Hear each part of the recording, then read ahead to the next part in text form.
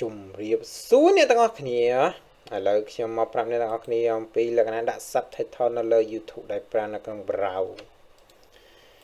នេះដាក់នៅលើ YouTube ដែលប្រើនៅលើនេះលើ app មួយនេះ app ក្បាលតោហ្នឹងអញ្ចឹងដើម្បីធ្វើវាបានយើងត្រូវកាន់ចូលទៅក្នុង Google សិនមកព្រោះអីកម្មវិធីមួយហ្នឹងយើងទៅឡើងនៅលើ browser នឹងបដ ாய் គឺអត់កើតទេហើយចូលទៅប្រើទៅដំណើរនៅលើនឹងយកមកអត់កើតទេអញ្ចឹងតម្រូវឲ្យមាន Google មកជំនួយសិនអញ្ចឹងដើម្បីយើងប្រើបានយើងចូលទៅកាន់ Google បន្ទាប់ពីចូលទៅកាន់ Google រួចហើយយើងត្រូវ search ពាក្យមួយថាមើលខ្ញុំរត់លើមើលលើនេះសិនមានអត់នេះពាក្យមួយនេះនេះឥឡូវគេហ្នឹងយើងវាយពាក្យហ្នឹងចូលមកនេះហើយនេះយើងវាយពាក្យខាងលើនេះមួយមកនេះតែខ្ញុំ select លើហ្នឹងយើងវាយពាក្យនឹងរួចហើយយើងចុចលើពាក្យនឹងមកចុចលើវាទៅបន្ទាប់ពីចុចរួចហើយយើងនឹងកាន់ចូលមកដល់ផ្ទាំងមួយនេះអញ្ចឹងបន្តមកទៀតយើងចូលមកកន្លែងមានរូប Google នេះមកចុចតាមមកខ្ញុំនេះមកចុចលើវាទៅបន្ទាប់ចុចរួចហើយយើងនឹងចូលមកដល់ផ្ទាំងមួយនេះម្ដងអញ្ចឹងយើងចុចវាថា add to Chrome ចុចលើវាទៅតើមកយើងចុចវាថា add ដែលមានប្រើនៅពាក្យ add ចុចលើវាទៅបន្តមកយើងរងចាំវាមកសន្ទុះមកអូខេអញ្ចឹងបន្ទាប់ពីយើងបាន download វារួចហើយយើងអាចចុចបិទវាបានបញ្ជាក់បន្តិចយើងក៏អាចប្រើនៅលើ Google នឹងយកបដ ாய் ក៏បានដែរឧទាហរណ៍ខ្ញុំធ្វើលើមើលនៅលើ Google មុនខ្ញុំទៅឡើងនៅលើ browser នឹងមើលឲ្យមើលចឹងខ្ញុំអាច search YouTube ទៅតែជាទូទៅខ្ញុំអត់សូវប្រើនៅលើនោះទេព្រោះវាពាណិជ្ជកម្មអញ្ចឹងខ្ញុំអត់អាចប្រើនៅលើនោះទេខ្ញុំប្រើនៅលើ browser ជាទូទៅចឹងខ្ញុំវាយទៅ YouTube សិនមកអូខេចុចលើ YouTube មកចឹងអានេះយើងករណីមួយដែលយើងប្រើនៅលើ Google Chrome គឺយើងចូលមកក៏ចេញបែបហ្នឹងហើយតទៅពេលយើងទៅឡើងនៅ browser ហ្នឹងក៏ចេញទម្រង់បែបនោះដូចគ្នាអញ្ចឹងដល់ពេលយើងចេញអញ្ចឹងរួចហើយឥឡូវយើងរកវីដេអូណាយើងចង់មើលឧទាហរណ៍ខ្ញុំចង់មើលវីដេអូនេះខ្ញុំចុចលើវាទៅ接下来我们就将正式开始今天的第一项任务——非正式运动会。哇！进入场地中央的备战间之后，裁判会公布非正式。អញ្ចឹងបន្ទាប់ពីយើងមើលមកដល់នឹងហើយមកដល់ក្នុងវីដេអូនឹងហើយយើងឃើញមកផ្ទាំងចាហៀងមួយនេះអញ្ចឹងយើងអាចចុចពីកន្លែង setting បន្ទាប់មកកន្លែងនេះយើងអាចដូរដាក់ជាភាសាអង់គ្លេសទៅបើមានអង់គ្លេសយើងដាក់អត់ដាក់ក៏បានដែរអញ្ចឹងយើងអានេះយើងយកភាសាយើងចង់បានភាសាខ្មែរយើងស្គាល់រកភាសាខ្មែរមកអូខេហើយយើងចុចដល់ទៀតមើលមានអូខេអឺអង់គ្លេស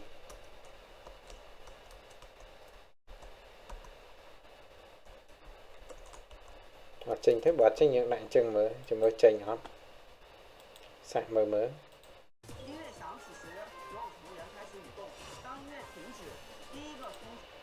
ឈប់យើងទៅរកវីដេអូថ្មីមួយទៀត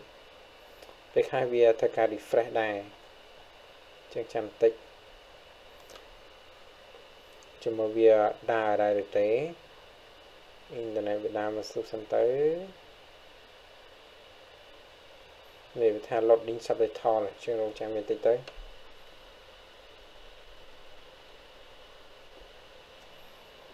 អញ្ចឹងបើវាចេញបែបនេះគឺវាអត់មានខ្មែរយើងទេនេះមានខ្មែរអូខេអញ្ចឹងយើងនេះមកតែឃើញវាមានខ្មែរអត់兄弟们追寻天路的脚步，也从西藏的莲花秘境墨脱，来到了新疆的丝路。ចឹងយើងអាចទៅរៀនស្រាវជ្រាវរកមើលបានថាយើងអាចចុចបិទអានេះអង់គ្លេសទៅ Chinese ទៅអង់គ្លេសចឹងចង់បើថាចង់ធ្វើទៀតយើងអាចរកមើលតាមនឹងបានមកនេះវាហៅអីគេ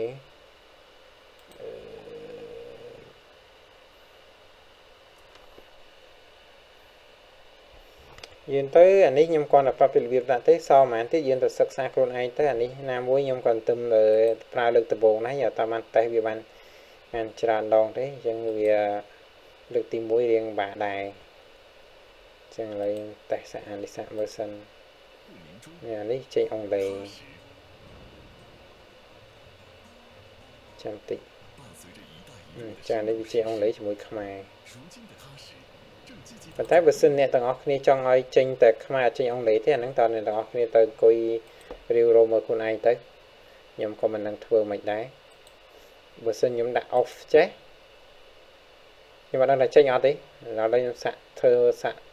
តេស្តសាក់មើលជំនួសវាចេញអត់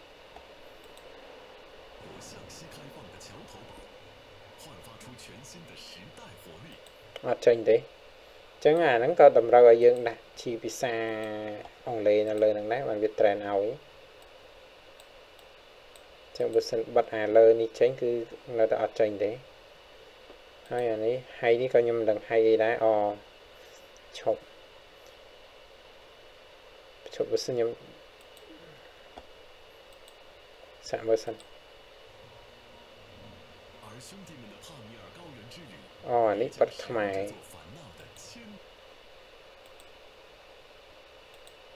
ហើយ translate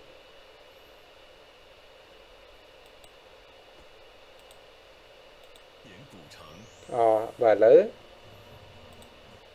នេះបើសិនយើងយកអានេះវាហើយអាអង់គ្លេសហើយអង់គ្លេសនេះឃើញបើបាត់អង់គ្លេសអត់ចាំមើលពេលនិយាយ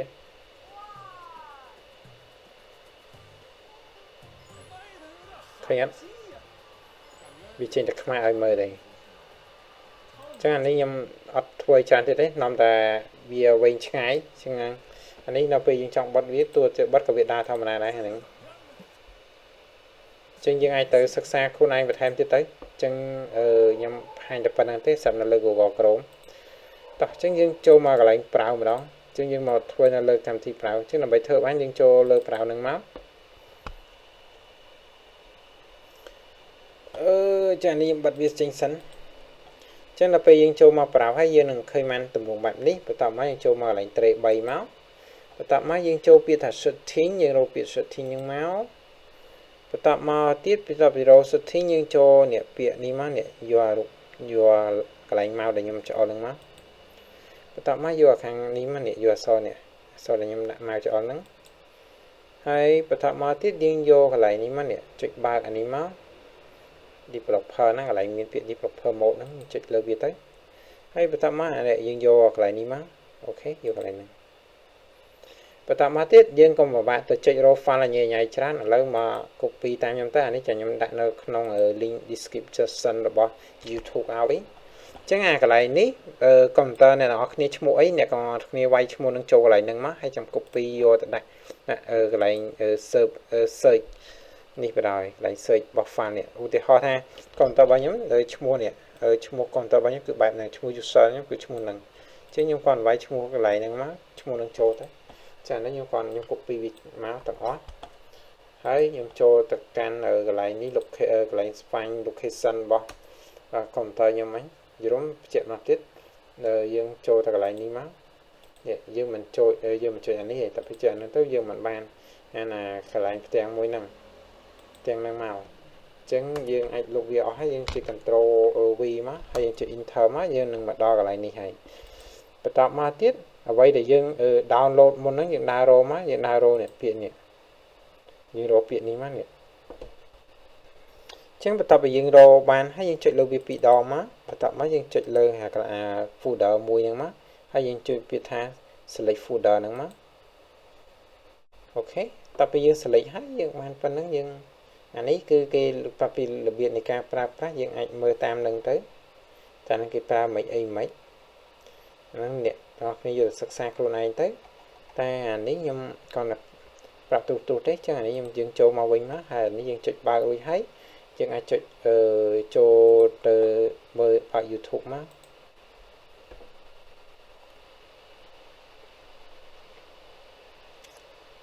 អូខេចានេះវាចេញដូចតែមុនណានេះចុចអូខេទាំងមកហើយយើងរកមើលវីដេអូណាយើងចង់មើលទៅចុចលើវីដេអូនេះចុចមក谁发明的游戏？这好抽象啊！这个感觉还没有。ហើយបន្ទាប់មកយើងចុច scope យើងចូលកន្លែង setting ហើយយើងទៅ រោពាក្យដែលយើងចង់ translate ទៅជាអីយើង translate ជាខ្មែរចុចលើកខ្មែរហើយអានេះនេះយើងទៅសេរីខ្លួនឯងទៅចង់ដាក់មួយ image សេរីខ្លួនឯងនេះសំខាន់អត់មានអង់គ្លេសឲ្យមើលឲ្យទេឥឡូវយើងចុចបិទវាសិនព្រោះវាដាក់ណាន់ហ្នឹងក៏ណាន់ដាក់វាដាក់ពាក្យហ្នឹងក៏ដាក់ឥឡូវយើងចុច close វាសិនហើយ哦，那个棒棒糖和香皂里含的那个游戏。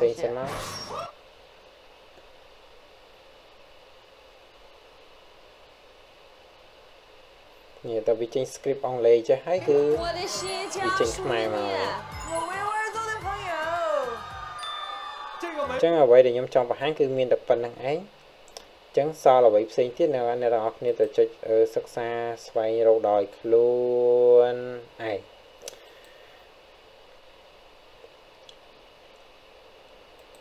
ចឹងបើសិនជាអាចជួយចុច subscribe ឲ្យខ្ញុំផងមក Bye bye